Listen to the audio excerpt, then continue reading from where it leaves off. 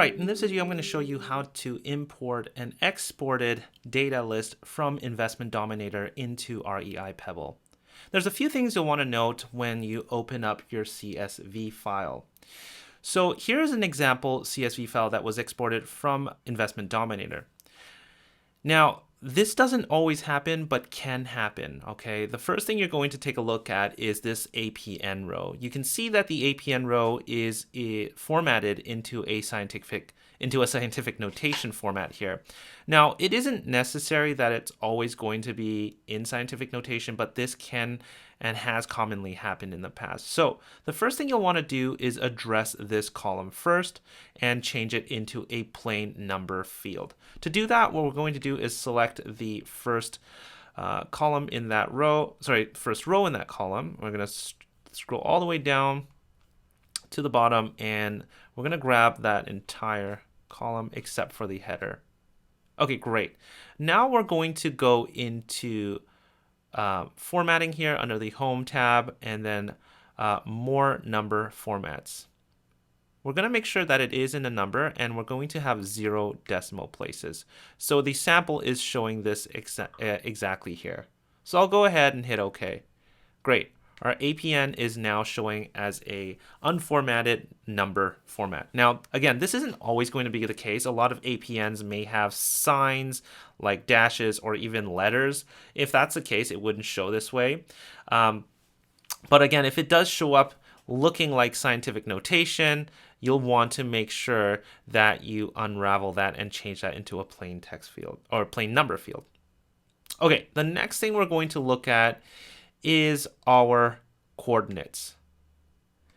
The longitude and latitude coordinates are given to you but are combined, and what we're going to do is separate that column. To do that, the first thing we're going to do is go over to the right column, select the entire column, right click, and insert that. Insert an extra column here, and we're going to go ahead and select the entire column except for the header. All right, great. All right, now what we're going to do is actually separate these two columns. And to do that, we're going to go into the Data tab. And it really depends on your version of Excel that you're using. Now, if you're not using Excel, I think there are equivalents in Google Sheets as well if you wanted to do that. So you're going to go ahead and select Text to Columns. Great. We're going to go ahead and select Delimited, hit Next. It's delimited by the comma, which is great because we see there's a comma here. That's what's going to separate it. We're going to go next. Then we're going to select both columns here. I'm going to move this out of the screen because I want to look at this example. And then we're going to change this into text, okay? If you left it into something else, it can do rounding and you won't see these last few digits here. So you'll see that the last few digits are 7778 and then and then 3632. So I'm going to go ahead and hit finish. You can see now I've separated into that. So it's typically lat and long, okay? Okay, so the next thing you're going to see, and you might see, are these warnings here. It's giving us a warning. I don't really care for that. So what I'm going to do, I'm going to ignore that, but I'm going to make sure I get rid of that sign just in case if it affects anything. So I'll go ahead, and you can see every corner has this green warning sign. I'm going to go ahead and hit, scroll back up to the top and go to that warning at the very top here and just hit ignore error. It's considering that as an error, but it isn't, okay? All right, great. I haven't lost any formatting. The next thing I want to do is actually combining the owner first name and last name. That's because inside of Pebble, you'll need a column for the full name. All right, so what we're going to do is you can see the ORF name and OR last name. That's the owner first name and last name. We're going to combine that. And we're going to go ahead and insert a column to combine that. Now, before I do that, you can see there are companies here. Now, it's up to you if you want to actually mail the companies. A lot of people actually skip through this, but I believe because the way that Investment Dominator has their filter with data tree, you aren't able to get rid of companies, which, you know, it should be something that should be offered to you, but unfortunately we're not able to do that. or you're not able to do that inside of Investment Dominator. So when you are bringing properties in, it will just skip over if it doesn't have a full name. So you can, you have two choices: either leave it as blank so you don't bring that in, or grab the company name and put it into this full name column. And I'm going to call this full name. And there is a formula that you'll want to use to combine this column, and it is equals concatenate here. And don't make fun of my pronunciation, please. Brackets, this first column, comma, quote, space, quote, comma, this here. Now that's space quote, sorry, the quote, space, quote is really just making sure there's a space. Hit enter, you can see it combine everything. Then to apply that to everything, you're just gonna mouse over the bottom right corner and you're gonna get the crosshairs here. And if you pull it all the way down, it'll apply that to all of them. So that formula is going to apply. So I'm gonna go down all the way. Okay, oh, I went a little too far. I'm gonna go back up a little bit. There we go. Awesome. Okay, so it applied to everybody, but you can see the companies don't have that. Now, again, if you want to bring the company name into this column as a full name, go right ahead, or you can just skip over the companies. Again, that's quite common practice where a lot of people do skip over the company names. Okay, now, again, we've got the full name, we've got the long and latitude formatted correctly, we've also got the APN formatted correctly, and also the other thing is you might have an ID which Investment Dominator has created for that property. I don't know which column that would be, but you can always bring that in. I'm going to actually show you that now inside of REI Pebble. All right, so we're inside of our test account here with Pebble. The first thing we're going to do is create that custom field that'll show up for every property record. And that is for the Investment Dominator's code or their ID per property. So you may want to bring that in. If you'd like to do so, what you're going to do is head over to our properties. And we're actually going to create the custom field for that to bring that information to show up for every single property record. And all you need to do is just come into any properties. All right, so when you're on the property page here, what you want to do is scroll down to one of your property fields.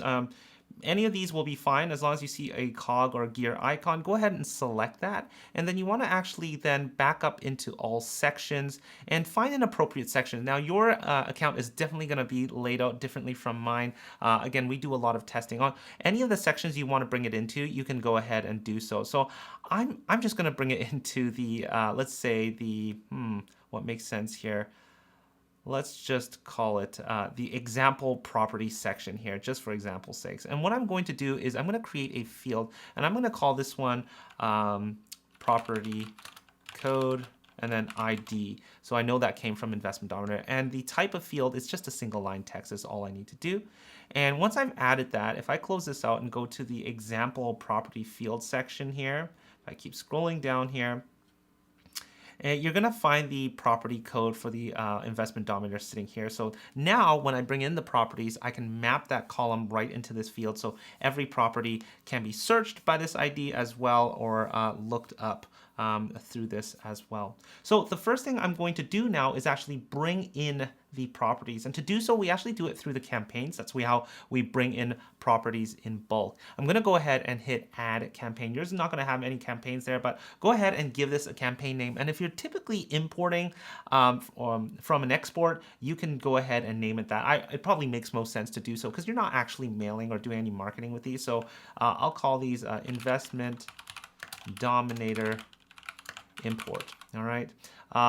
It really doesn't matter what kind of template or how much you're sending because you're not actually sending this. So we're just creating a shell of a campaign to bring those properties in. Okay, so this next section, I do want to mention something.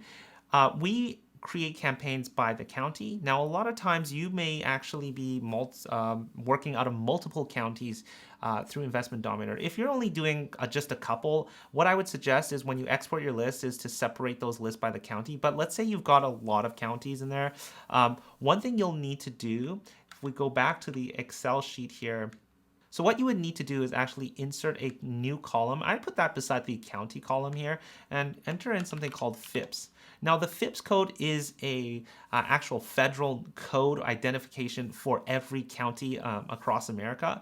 Every county will have one. Now, we can't go by the name because some names show up almost 40 times across the nation.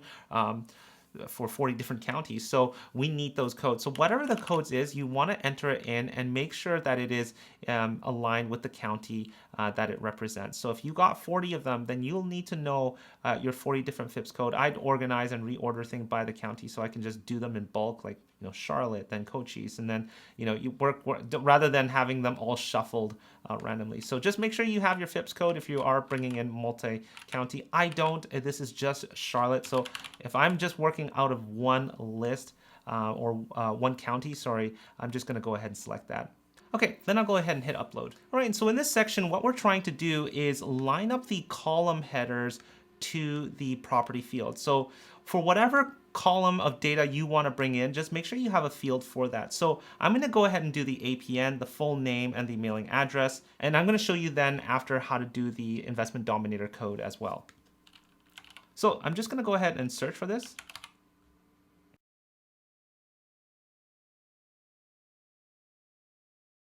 All right, so you can see I brought in the latitude, longitude, full name, and mailing address here. The ones that are required are the ones in red asterisks. Now I'm going to show you how I bring in the code for the property. So I'm going to scroll down to the section which I created under example. There we go, example property section, property code ID. This is where I'm going to bring in the actual property ID code. Now, I don't know which one it is on the list. I'm just going to treat this P_ID as the property code. Again, I'm not 100% sure. But if there's anything else I want to bring in, as long as you have a section like we created for the property code, you can bring it in. You can bring in whatever you'd like to bring in. So at this point, I'm just going to go ahead and hit import list. All right, so it's doing a live count, making sure I have all the essential information, which were the ones in the red asterisks, the APN, the full first name, last name, and then the mailing address. Now you're gonna see there's a lot here that I'm missing, and it says contact name can't be blank. And what happened was, if you remembered, when in the Excel sheet, I left them blank for the ones that had company names, so they're just not coming in, but typically you wanna have something in that column. So if it's blank, you're definitely wanting to go back and edit that spreadsheet, make sure it is not blank, and then re-import that. But in this point, this is just for example 6. I'm bringing in almost 500 out of the 600 properties, which is awesome. Great, so you can see every property here has been created. Okay, so the next thing I do want to do is, if we go back out into campaigns, we can see there is a campaign here. I can delete this campaign. It won't delete the properties. A campaign is just a shell of properties. But I'm going to leave it for this example here. And then what I'm going to do is I'm going to add a tag for every property just to let myself know that I've mailed out through ID or when I was using ID or Investment Dominator. So I'm going to go to acquisitions here. I'm just going to select and filter by that campaign. And you can see I have the 499 properties. What I'm going to do is I'm going to select all the properties. Then what I'm going to do is add a tag. And I'm going to go ahead and select here. And maybe I'll just create a tag here that says mail sent, which is what I want to do anyways. That's just adding a tag, okay? This does not change any stages or anything. And that's one thing I want to talk about, how Pebble really fundamentally is different from Investment Dominator. So we treat properties as properties and a lead as a contact, where inside of Investment Dominator, every lead is a property. The reason why we do that is we can have different contacts or different leads for a specific property. For example, if somebody owns a property, the father is very sick and the daughter is handling it, well, the daughter is now the contact and the lead.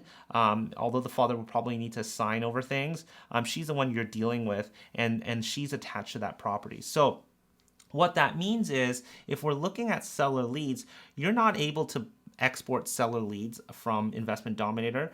Neither can you import it in. So typically what you want to just keep in mind, if we come into seller leads here, if you are actually actively working on a property, they are an actual lead, then you want to go ahead and hit add seller lead, okay? Then what you want to do is create that lead. I don't know, let's just call it Sarah, and she is somebody you're already negotiating with on Investment Dominator, or maybe you've just sent out a contract, okay? Whatever stage. You want to save this. Now I'm going to come back out. You just created the lead card. Now this has nothing to do with a property. This is simply a lead. But the beautiful thing about Pebble is we can then attach it to properties Sarah is managing. Let's pretend Sarah. Let's come back to properties so we can just find an example here. Let's go ahead and select one that has been, sorry, that was under the Investment Dominator.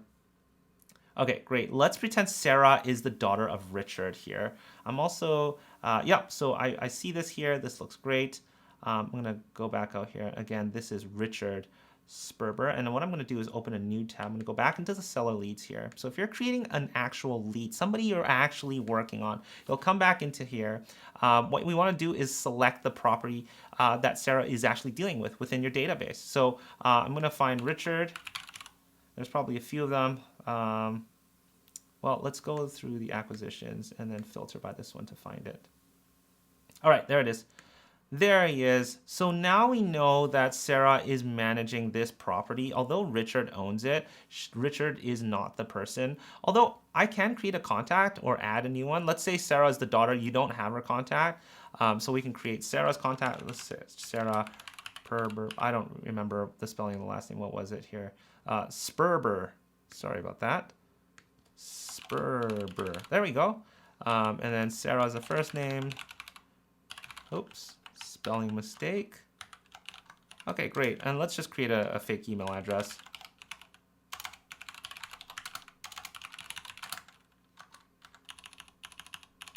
Great. So she is an actual contact, somebody I'm actually dealing with. Well, we also know that Richard's the owner of that.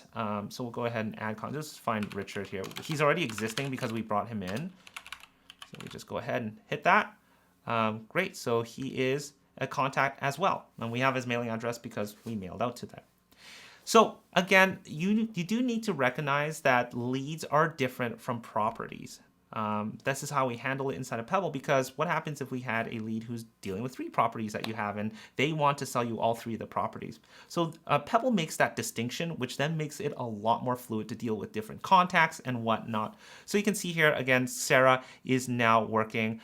She is under send contract, and that's how you bring in a lead into Pebble. Remember, a lead is somebody who you're actually dealing with already, who's interested to either buy or sell from you. A property is simply a property record. So that's something you definitely want to just keep in mind when you are bringing in properties and adjusting to using a platform like Pebble.